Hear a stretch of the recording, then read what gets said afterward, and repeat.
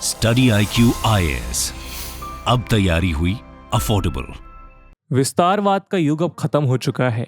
ये युग विकास का युग है और भारत विकासवाद के इस युग का एक अहम नायक है। भारत उन भगवान कृष्ण को तो पूजता ही है जो बांसुरी बजाते हैं, लेकिन वही भारत उन भगवान कृष्ण को भी मानता है जिनके सुदर्शन चक्र से कोई भी बुराई नहीं बच सकी है। इन शब्दों को सुनकर क्या आपको कुछ याद आया है? जी हाँ, ये वही शब्द हैं जिनसे 2020 में हुए गलवान क्लैश के बाद लद्दाख की धरती गूंज उठी थी। और ये शब्द किसी और के नहीं बल्कि इंडिया के one of the strongest leaders PM Modi के हैं।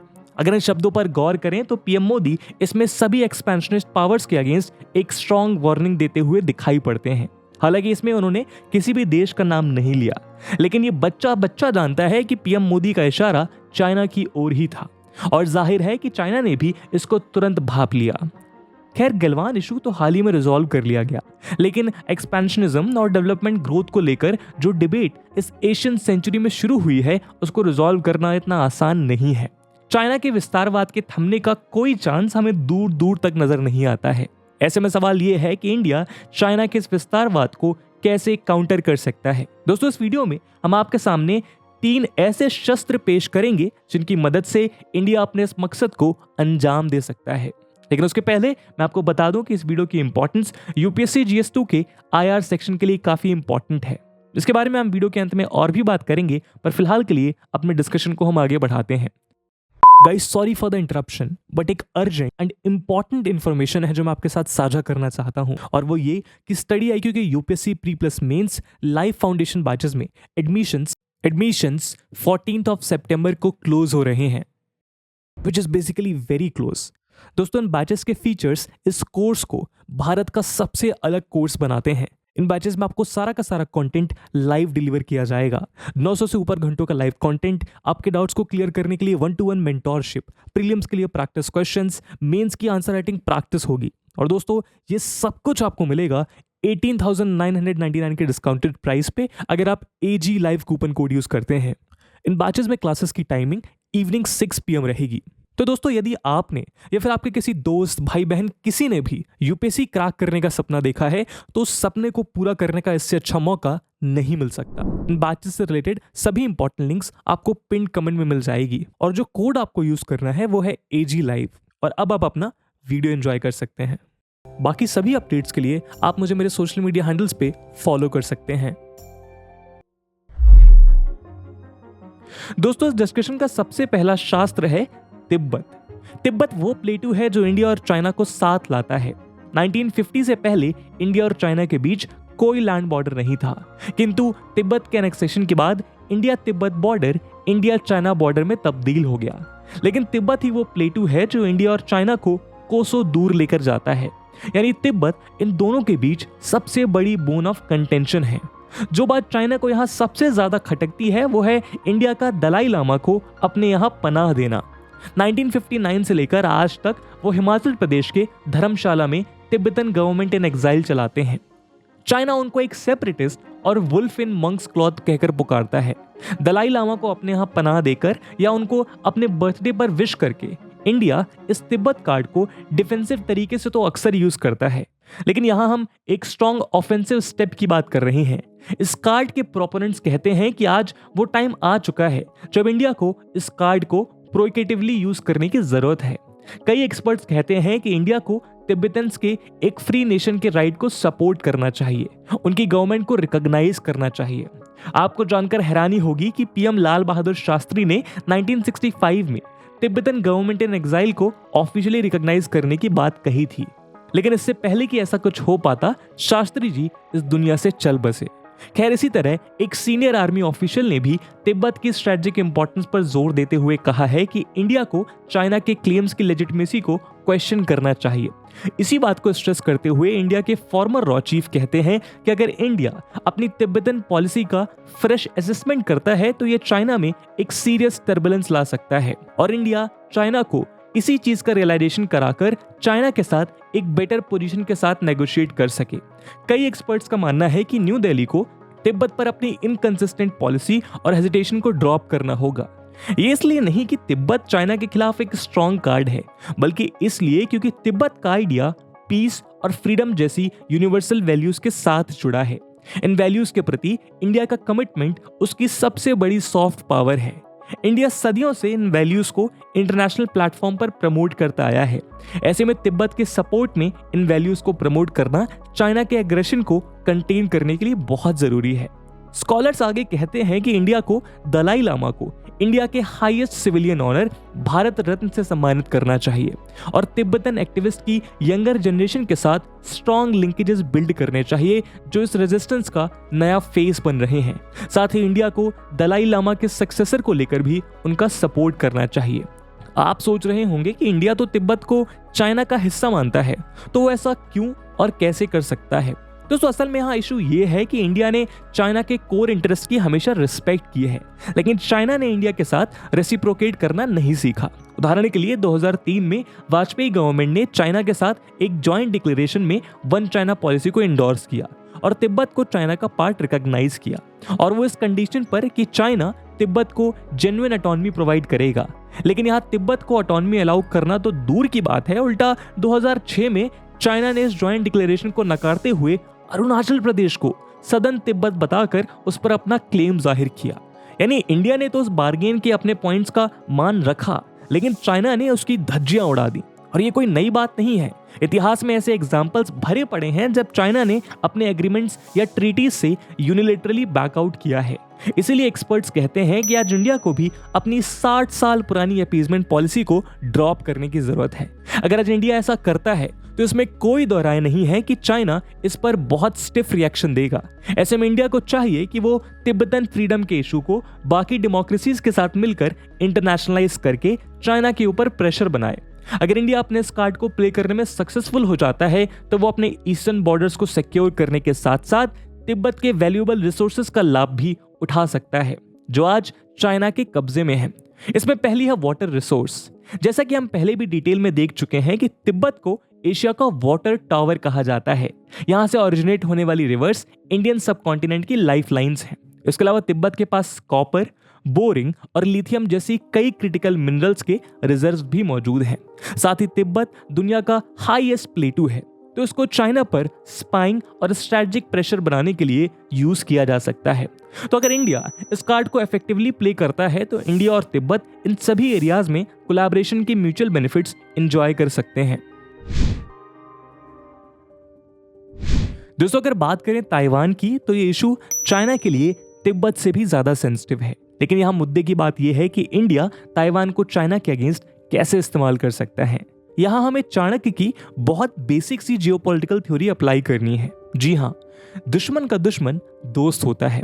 इस इक्वेशन की बदौलत इंडिया और ताइवान की पार्टनरशिप बहुत नेचुरल और ऑब्वियस हो जाती है। आज दुनिया के ज्यादातर देश चाइना की वन चाइना पॉलिसी को रिकॉग्नाइज करते हैं, लेकिन वहीं दूसरी तरफ वो ताइवान के साथ एक डिस्टिंक्ट इकोनॉमिक टाई मेंटेन करके रखते हैं। यही कहानी इंडिया की भी है। ताइवान में हमारा एक डेलीगेशन मौजूद है जिसको हम इकोनॉमिक डेलीगेशन कहते हैं, लेकिन इंडिया ताइवान के साथ कोई डिप्लोमेटिक रिलेशंस शेयर नहीं करता।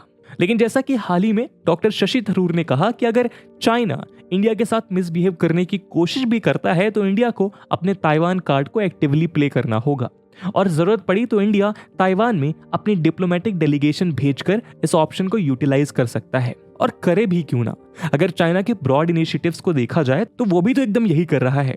वो भी इंडिया के नेबरहुड में इंडिया के फ्रेंड्स या राइवल्स के बीच एंटी इंडिया सेंटिमेंट को प्रमोट करता है। उदाहरण के लिए सीपीईसी चाइना के लिए फाइनेंशियली प्रॉफिटेबल नहीं है। इसके तहत चाइना ने पाकिस्तान में $50 बिलियन से ज्यादा का इन्वेस्टमेंट किया है, लेकिन जब बात आती है प्रॉफिट की तो वो बेसिकली जीरो है। और तो और इस प्रोजेक्ट पर काम कर रहे चाइनीज इंजीनियर्स पाकिस्तान के टेरर का शिकार जो हुए हैं वो अलग। ऐसे में सवाल ये उठता है कि चाइना अभी भी इस प्रोजेक्ट पर क्यों जोर देता है। इसका केवल एक ही जवाब है और वो है इंडिया। जी हाँ दोस्तों, सीपीईसी का एक मेजर हिस्सा पाकिस्तान ऑक्युपाइड कश्मीर के थ्रू होकर जाता है और चाइना इस डिस्प्यूटेड टेरिटोरी में अपने इस इंफ्रास्ट्रक्चर प्रोजेक्ट के थ्रू अपनी पकड़ मजबूत करना चाहता है। इसके अलावा पाकिस्तान इंडिया का सबसे बड़ा राइवल है और चाइना अपने फाइनेंशियल और मिलिट्री हेल्प के जरिए पाकिस्तान को स्ट्रेंथन करने की कोशिश में रहता है। इसी के साथ चाइना इंडिया के फ्रेंडली नेबर्स जैसे कि नेपाल, बांग्लादेश और श्रीलंका को भी अपनी पॉलिसीज के थ्रू इन्फ्लुएंस करता है। यानी चाइना ऑलरेडी वो सब कर रहा है जो कहीं ना कहीं इंडिया के सिक्योरिटी इंटरेस्ट के खिलाफ है। तो इस इक्वेशन से देखा जाए तो इंडिया भी चाइना के सबसे बड़े राइवल ताइवान को डिप्लोमेटिक रिकॉग्निशन देकर एम्पावर कर सकता है। लेकिन जैसा कि डॉक्टर शशि थरूर और कई इंडियन फॉरेन पॉलिसी एक्सपर्ट्स कहते हैं, इस ताइवान कार्ड को हड़बड़ी में इस्तेमाल करना बैकफायर भी कर सकता है। इसलिए इंडिया को ताइवान के डिप्लोमेटिक रिकॉग्निशन के इस ऑप्शन को लास्ट रिजॉर्ट के रूप में रखना चाहिए। लेकिन तब तक इंडिया ताइवान के साथ कई ऐसे सेक्टर्स में कोलैबोरेट कर सकता है जो दोनों के लिए एक विन विन और चाइना के अगेंस्ट एक प्रेशर का काम कर सकते हैं। सेमीकंडक्टर्स की मैन्युफैक्चरिंग ऐसा ही एक गोल्डन स्पॉट है। दोस्तों, जैसा कि हम पहले कई बार देख चुके हैं, ताइवान सेमीकंडक्टर्स की ग्लोबल सप्लाई चेन का एक चोक पॉइंट है। चाइना और यूएस का ताइवान के साथ जो ऑब्सेशन है उसमें यह फैक्टर बहुत ज्यादा अहम है। दूसरे शब्दों में कहें तो ताइवान सोने के अंडे देने वाली मुर्गी है और यह भी तय है कि सोने की मुर्गी जिस पर चाइना कभी भी अटैक कर सकता है, हो सकता है आज नहीं तो कल और कल नहीं तो परसों। लेकिन एक्सपर्ट्स ये मानते हैं कि चाइना एक ना एक दिन ताइवान पर फुल फ्लेज्ड अटैक जरूर करेगा और ऐसा होते ही ताइवान की सभी इंडस्ट्रीज चाइना के कब्जे में आ जाएंगी, जिससे वो सेमीकंडक्टर जैसे हाईली क्रिटिकल सेक्टर पर अपनी मोनोपोली क्रिएट कर सकता है। इसी कंसर्न को ध्यान में रखते हुए हाल ही में यूएस ने ताइवान को अपनी semiconductor giant Taiwan semiconductor manufacturing company यानी TSMC को यूएस में शिफ्ट करने का ऑफर दिया है, क्योंकि असल में सेमीकंडक्टर्स यूएस के मिलिट्री प्लेन्स और फाइटर जेट्स का बहुत क्रिटिकल कंपोनेंट है। ऐसे में आप अंदाजा लगा सकते हैं कि चाइना के हाथ में इस इंडस्ट्री के आने से चाइना यूएस और इंडिया जैसी कंट्रीज की चिप सप्लाईज को हैम्पर करके उनकी मिलिट्री स्ट्रेंथ को टारगेट कर सकता है। मिलिट्री के अलावा यूएस के ना जाने कितने टेक जायंट्स के मेन प्रोडक्ट्स ताइवान से आने वाली हाई टेक चिप्स के कारण ही हम लोगों के हाथ में पहुंच पाते हैं। उदाहरण के लिए एप्पल के फोन में लगने वाली सभी high tech chips Taiwan semiconductor manufacturing company यानी TSMC ही बनाती है और अगर चिप्स नहीं होंगी तो ये कंपनीज एक दिन भी नहीं टिक पाएंगी। इससे आप समझ सकते हैं कि TSMC ताइवान के क्राउन का एक बेशकीमती हीरा है। इसने सेमीकंडक्टर के ग्लोबल मार्केट में अपनी ऐसी डोमिनेंस क्रिएट की है कि इसके आगे दुनिया का कोई भी कॉम्पिटिटर टिक नहीं पाया है। यहाँ तक कि चाइना अपनी खुद के मैन्युफैक्चरिंग हब के लिए भी एक बड़े स्केल पर ताइवान के सेमीकंडक्टर्स की सप्लाईज पर डिपेंडेंट है। 2020 के डेटा के मुताबिक TSMC का दूसरा सबसे बड़ा कस्टमर चाइना का टेक जायंट हुआवे था। अब यहाँ सवाल यह है कि अगर चाइना ताइवान का इतना बड़ा राइवल होने के बावजूद उसके साथ ट्रेड कर सकता है, उसकी चिप मेकिंग इंडस्ट्री को अपने बेनिफिट के लिए यूज कर सकता है, तो फिर इंडिया क्यों नहीं? यूं तो इंडिया और Taiwan $7 billion worth of trade relations enjoy करते हैं और दुनिया की कई एडवांस्ड इकोनॉमीज की तरह इंडिया भी अपनी कटिंग एज सेमीकंडक्टर्स की सप्लाई के लिए ताइवान पर डिपेंडेंट है। और इसमें कोई शक नहीं है कि अगर सेमीकंडक्टर की सप्लाई में कोई डिसरप्शन हुआ तो वो पूरी दुनिया के साथ साथ इंडिया के लिए भी एक बहुत बड़ा शॉक होगा, क्योंकि चिप मैन्युफैक्चरिंग में इंडिया बेहद पीछे है। मार्च 2021 तक इंडिया में 100% सेमीकंडक्टर्स इंपोर्ट होते थे, लेकिन इंडिया के पास चिप डिजाइन और असेंबली में एडवांटेज है। कई ग्लोबल सेमीकंडक्टर कंपनीज जैसे कि फॉक्सकॉन, सैमसंग और विस्टर्न ने अपने असेंबली प्लांट्स इंडिया में सेटअप किए हैं। ऐसे में अगर इंडिया यूएस और ताइवान के साथ एक्टिवली कोलैबोरेट करता है तो वो चिप मैन्युफैक्चरिंग में भी अपनी कैपेबिलिटीज बढ़ा सकता है और इसके जरिए कई crucial tech related global supply chains अपना रुख इंडिया की ओर भी कर पाएंगे, जिससे इंडिया को चाइना के ऊपर इकोनॉमिक और स्ट्रैटेजिक दोनों एज हासिल होंगी। इस इंडस्ट्री में इंडिया के लिए ताइवान के साथ कोलैबोरेशन और अपने स्ट्रैटेजिक डेवलपमेंट का इतना स्कोप है कि आज हम ये नहीं कहेंगे कि इंडिया को इस बारे में सोचना चाहिए, बल्कि हम ये कहेंगे कि आज इंडिया इसको लूज करना अफोर्ड नहीं कर सकता। इंडिया को इस चीज की बहुत ज्यादा जरूरत है। लास्ट ईयर इंडिया और ताइवान की $7 बिलियन की डील के तहत TSMC ने अपनी चिप मेकिंग फैक्ट्रीज इंडिया में एस्टैब्लिश करने की बात कही है। इससे पहले ताइवान ने ऐसी फैक्ट्री केवल यूएस में खोली थी। ये कोलैबोरेशन इन दोनों ही पार्टीज के लिए विन विन सिचुएशन है, लेकिन चाइना इससे परेशान है, क्योंकि जब दो कंट्रीज आपस में किसी फील्ड में इतना ज्यादा इंटरडिपेंडेंट होने लगती हैं तो फिर उनमें से किसी एक के खिलाफ हुआ एग्रेशन उन दोनों पर भारी पड़ता है। यानी ऐसे में अगर चाइना ताइवान को अटैक करता है तो उसको भारत का सपोर्ट मिलना तय है। तो दोस्तों कुल मिलाकर आज इंडिया को चाइना की धमकियों को बहुत ज्यादा सीरियसली ना लेते हुए अपने इकोनॉमिक इंटरेस्ट को प्रायोरिटाइज करने की जरूरत है, क्योंकि अगर अभी नहीं तो शायद फिर कभी नहीं। दोस्तों अब अगर हम वियतनाम की बात करें तो ये इंडिया की चाइना स्ट्रैटेजी का तीसरा और सबसे अंडर एस्टिमेटेड टूल है। ये तो इंडिया और वियतनाम के वार्म रिलेशंस, पीएम नेहरू और वियतनामीज लीडर हो ची मिन की दोस्ती और उनके एंटी कॉलोनियल स्ट्रगल के टाइम से ही ट्रेस किए जा सकते हैं। लेकिन आज के समय में दोनों के जियोपॉलिटिकल इंटरेस्ट एक कॉमन राइवल चाइना की वजह से पहले से कई गुना ज्यादा मजबूती के साथ अलाइंड हैं। इंडिया और वियतनाम कई अलग अलग फ्रंट्स पर चाइना के एग्रेशन को सप्रेस कर सकते हैं। इसमें पहला है डिफेंस कोऑपरेशन। साउथ चाइना सी में चाइना का मिलिट्री एक्सपेंशन इंडिया और वियतनाम दोनों के लिए चैलेंज प्रेजेंट करता है। इसी को ध्यान में रखते हुए हाल ही में डिफेंस मिनिस्टर राजनाथ सिंह की वियतनाम विजिट के दौरान दोनों ने एक जॉइंट विजन स्टेटमेंट साइन किया। इसी के साथ दोनों ने म्यूचुअल लॉजिस्टिक सपोर्ट्स को लेकर एक एमओयू भी साइन किया, जिससे ये दोनों एक दूसरे के मिलिट्री बेसिस और लॉजिस्टिक्स की सप्लाई को एक्सेस कर पाएंगे। आपको बता दें कि वियतनाम ने पहले कभी भी किसी देश के साथ ऐसा पैक्ट साइन नहीं किया है, तो ये अपने आप में इंडिया और वियतनाम के रिलेशंस की एक बड़ी जीत है। साथ ही इस दौरान इंडिया ने वियतनाम के लिए $500 million defence line of credit भी अप्रूव की, जो इंडिया का अब तक का सबसे बड़ा डिफेंस एलओसी है। इसको वियतनाम भारत से ब्रह्मोस सुपरसोनिक मिसाइल और आकाश एयर डिफेंस सिस्टम परचेस करने के लिए यूज कर सकता है। ये स्टेप वियतनाम की डिफेंस कैपेबिलिटीज को इंप्रूव करने के साथ साथ दुनिया को डिफेंस सेक्टर में इंडिया के मेक इन इंडिया इनिशिएटिव की जीत का एक बड़ा प्रमाण देता है।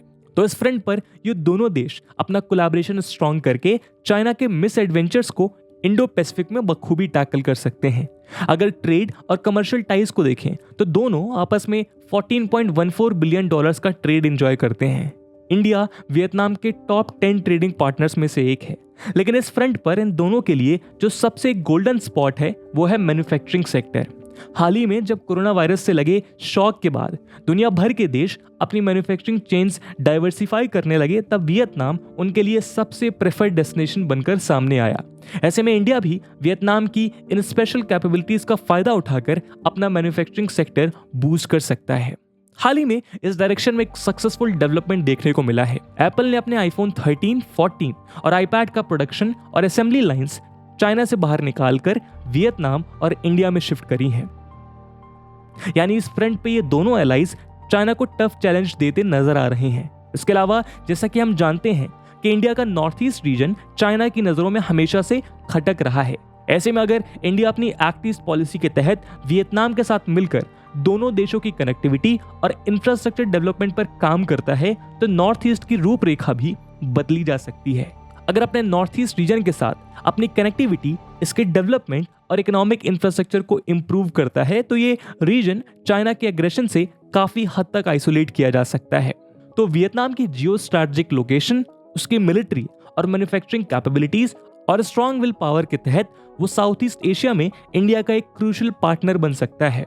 दोस्तों कुल मिलाकर हम कह सकते हैं कि इंडिया के पास ऐसे अनगिनत फ्रंट हैं जिसके जरिए वो ग्लोबल स्टेज पर चाइना को काउंटर कर सकता है।